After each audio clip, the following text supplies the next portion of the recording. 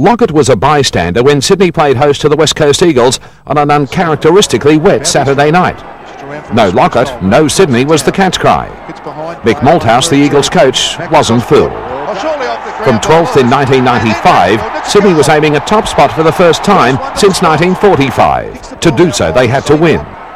30,000 plus turned out in the atrocious conditions. They saw the Swans open sensationally. 5 first quarter goals. Oh, it goes out to O'Brien. He's got a bit of time. Can straighten from 30 metres and he's kicked their third.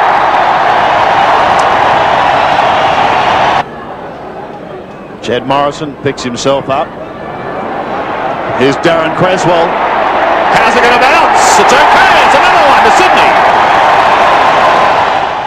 None against the wind in the second term, but some stout defensive play that kept the Eagles 5 points in arrears. 2 goals apiece in the third term set the stage for a thrilling finale. And what a quarter it turned out to be. This time the Eagles would be held goalless. Derek Kickett, the magician. Sydney by 35 points. A memorable win and one that made the Swans top of the ladder and unassailable minor premiers. Kickett with some magic, can seal it, turns and has done it.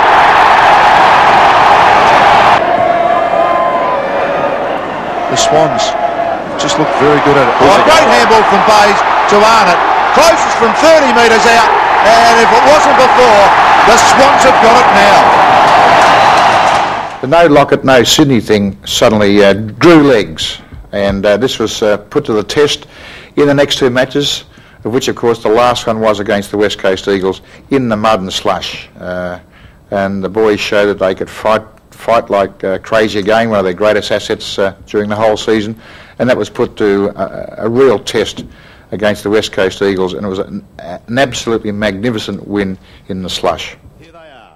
Sydney would be dominant in the All-Australian team, named at a gala function in Melbourne the following week.